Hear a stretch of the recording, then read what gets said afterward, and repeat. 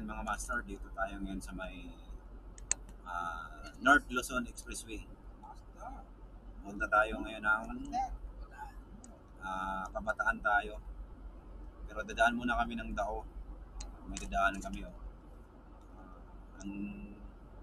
walang traffic dito sa Inlex ngayon. Dahil weekdays. Ayan, walang traffic. Solo namin daan pero meron sa unahan. Smooth yung ngayon dito, yung mga sasakyan. Tuloy-tuloy lang. Walang traffic. Ayan. Pag weekdays pala mga master, maganda bumiyahe walang traffic. Walang ka-traffic. Tsaka dito mga master, walang mga kamote. Walang mga kamote rider. Ayan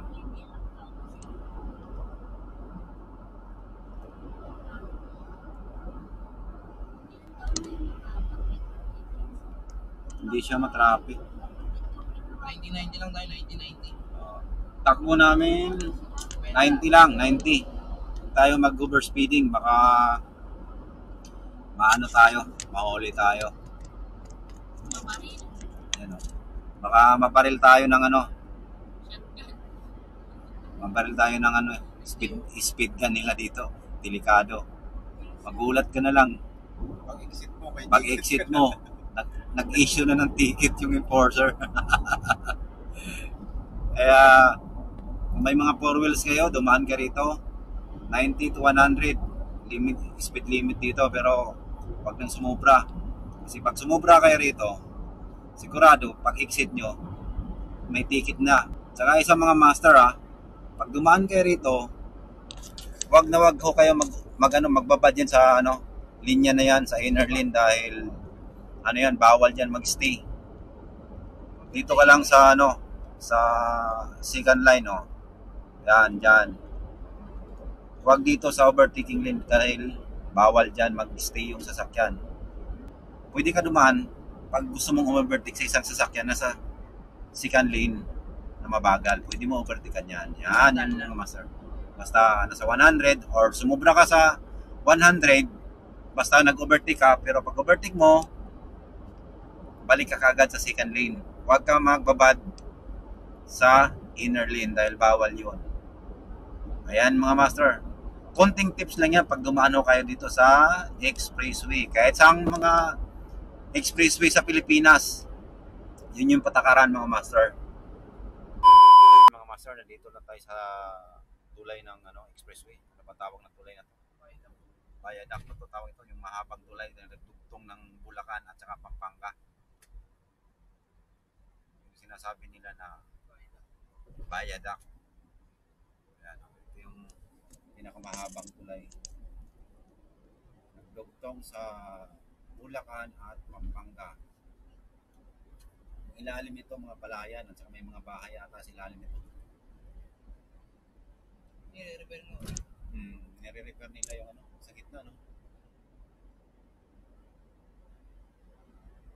Ayan, malapit na tayo mga master sa Pampanga. Parang binuo na nila tong isang linya na to. Ayan nire-repair. Ito, permis lang tong Lalagyan nila ng tulay din sa gitna. May panibagong strukturang ginawa sa gitna nila. Ayan mga master, yan ang update dito sa NLEX. Tinutukutan nila yung ilalim yun bagsak na kasi yun may nire-repair nila. Nila. May nire-repair sila dito.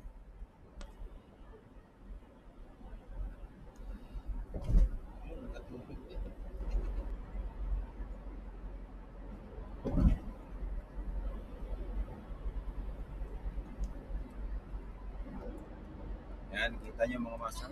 Haba pa ng tulay nito.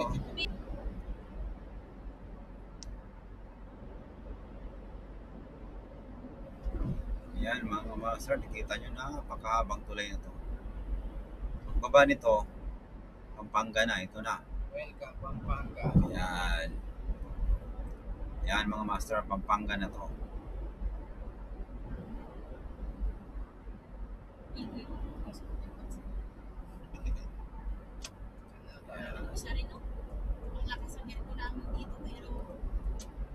Yan, Pampanga area na to mga master. Kaya, sunod nito, ano na kami? Dadaan kami ng San Fernando, tapos Dao. Sa Dao, may dadaanan lang kami.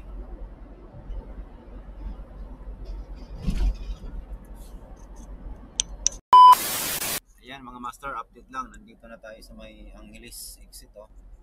Yan, pa-Angeles na po yan mga master. Yan. Yan. Tayo diretso, punta tayong Dao exit. Yan. 2 kilometers. 2 kilometers na lang mga master, Dao exit na tayo. Wala talagang traffic mga master. Oh. Kaya sarap talaga magbiyahe ng ganitong oras. Yan. 100 meters. Ano mga master. Oh. Kaunti na lang. Daon na tayo.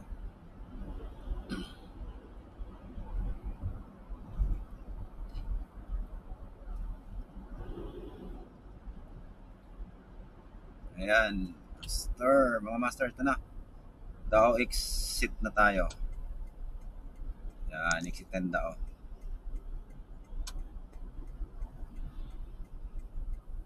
Yun. May dadaanan lang kami sa Dao mga master. Pag dumiretso ka doon, tagos naman ang ECTX. Dumiretso. Starlock. Ayan.